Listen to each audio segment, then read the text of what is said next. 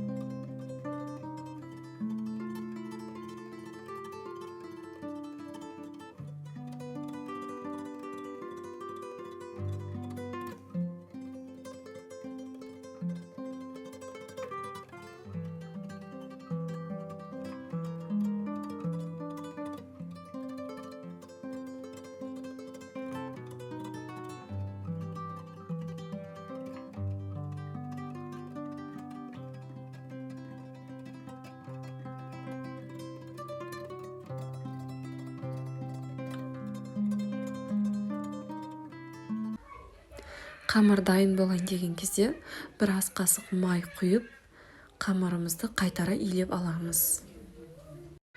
Сосын бетін жауып, қамыр көтерілгенше жарты сағатқа жылы жерге қойып қоямыз. Қамырымыз жақсы көтерілді. Енді бөліктерге бөліп, зуала жасап, 10 минутқа бетін жауып қойып қоямыз.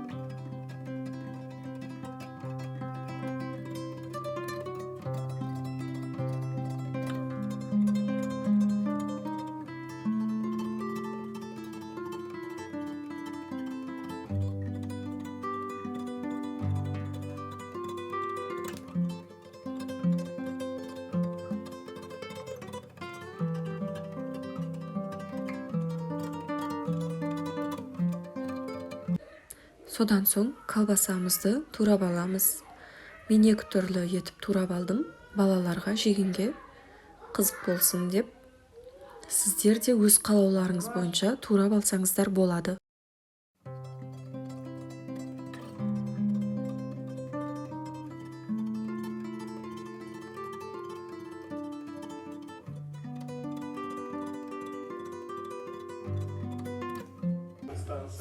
Енді қамырымызды жұқалап етіп жайып аламыз.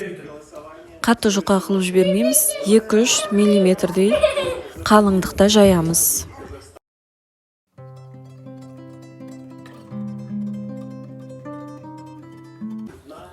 Содан соң табамызға салып, 1 қасық майонез және 1 қасық кетчуптан дайындалған соусымызды қамырдың бетіне жағып шығамыз.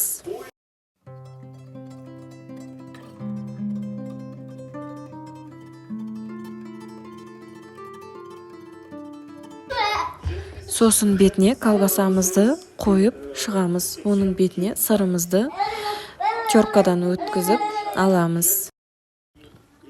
Содан соң 180 градуста 15 минут қойып пісіріп аламыз.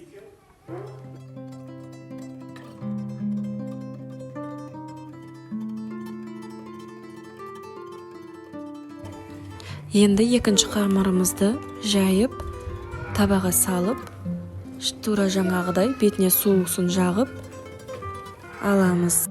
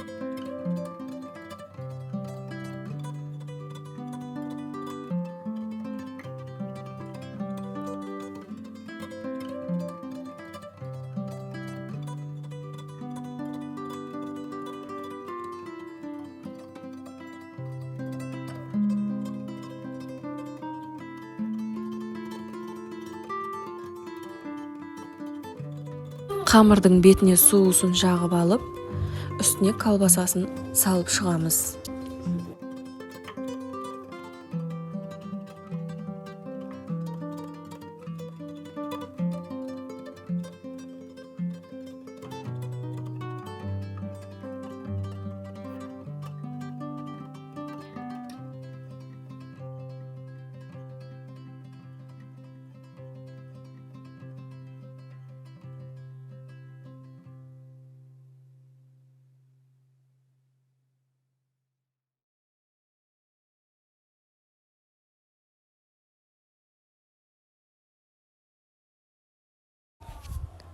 Содан соң теркадан сырымызды өткізіп бетіне саламыз.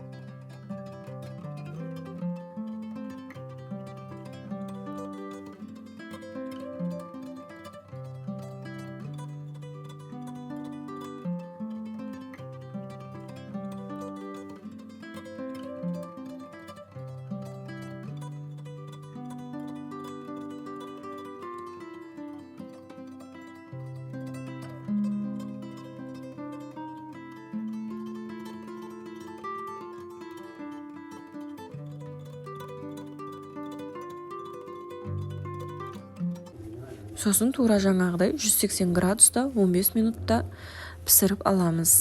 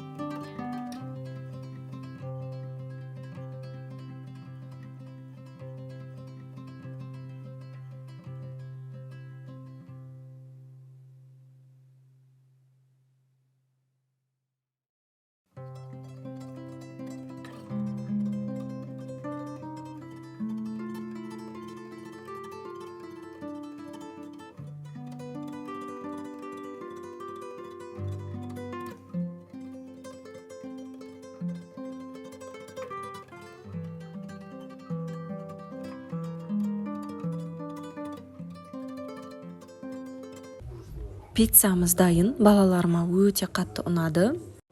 Сіздер де жасап көріңіздер, және де каналыма жазылып лайк басуды ұмытпаңыздар.